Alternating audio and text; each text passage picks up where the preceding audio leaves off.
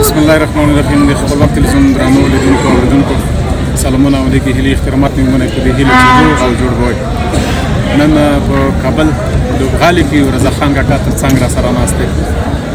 رضا خان کاکا ستړی مه شئ، ښه راغلاست افغان لیدونکي دي همدا شکر په خیر راغلی. د خپلواک تلویزیون رئیس صاحب ګورې چې په خیر راغلی.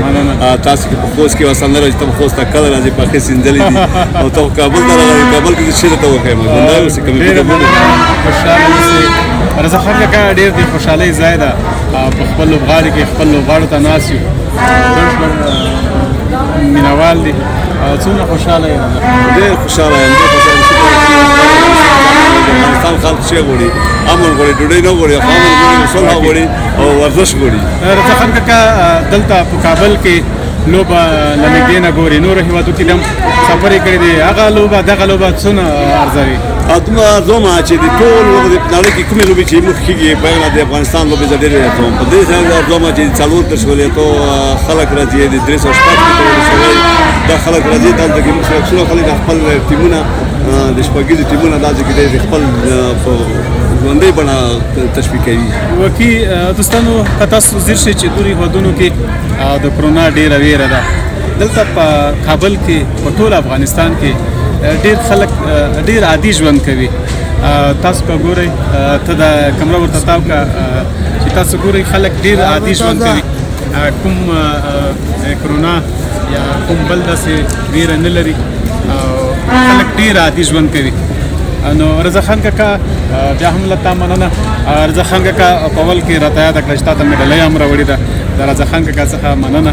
تا ته مو یوه غټه تحفه راوړې ده چې هغه د ټولې نړۍ په صدقه په دغه یو ملي بیرغ دی د افغانستان چې په هغه ځای کې بیا لیکلي دي چې لا اله الا الله محمد رسول الله. ټولې دنیا مسلمانو داسې تحفه مو ته راوړې ده.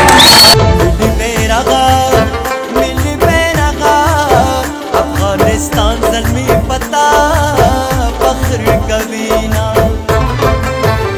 ملی بیرغا ملی بیرغا افغانستان زلمی پتا فخر کوینا افغانستان زلمی پتا فخر کوینا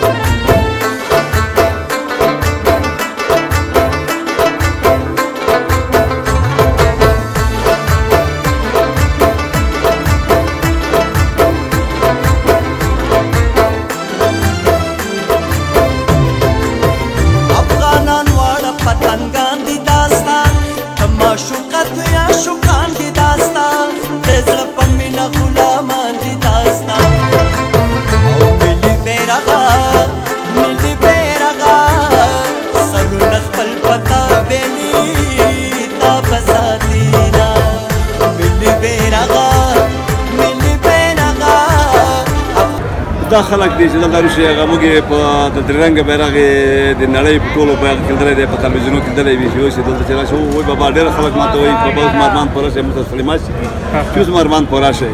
نو ډېر خلک داسې احساس کوي چې د بابا د کوم ځای کې چې کاشکې چې کېدلی وای هغه د کندهار نه راشي، د کوټې نه راغلی وه، پرون د کوټې نه راغلی وه، د بدخشان نه، د پکتیا نه، د خوست نه، د ننګرهار نه راځي. داسې کې موږ هغه په تلویزیون باندې الله د په افغانستان کې سوله راولي، سوله انشاءالله راتلونکي د په لنډو ورځو کې به راځي.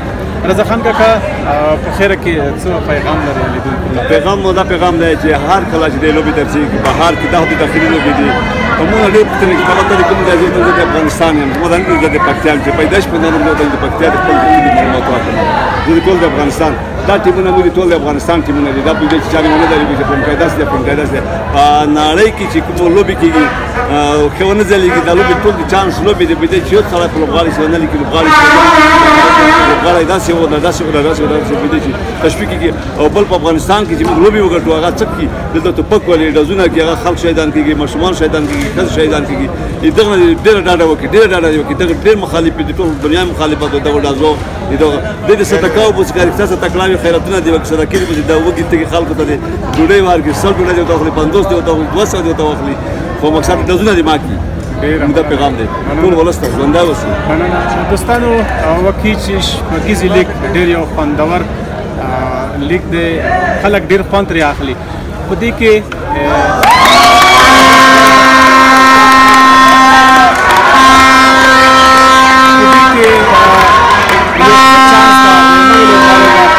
یو ښه چانس ته د دغه ځای د ملي لوبډلې ته کولی شي چې لار پیدا کړي نو خدای دې وکړي چې دغه کم عمره ځوانان لوبغاړي د دغه ځای ښه استعداد ځان سره ولري تر څو چې ملي لوبډلې ته ښه په چکو سترګو لاړ شي. موږ چې سپورټ کوي او تا هرني صاحب د خپلواک تلویزیون چې ډېر وخت په دبي کې تاسو سپورټ کړی او عارف حلیمي چې په استرالیا کې دی او د ملي تلویزیون رئیس اسماعیل میاخیل او بعضې کسان نور داسې شته چې موږ تشویق کړي یو او شولي منګل د ټول کړي یو تشویق کړي یو او دا لوبه ته هڅولي یو ټول ډېره مننه کوو موږ چې په ژوندۍ بڼه دا زموږ خبرې ووري او د ډېره مننه کوو چې بدی چې دا لوبغاړي داسې هغې کې تشویق لکه موږ تشویق کوي دا تشویق کوي تاسو حق لرئ رضا خان کاکا تاسو حق لرئ ډېره مننه سلامت اوسئ خوشحاله اوسئ دوستانو ما کمال هاروني ته اجازه راکړئ هر چیرې چې یاست خوشحاله آباد اوسئ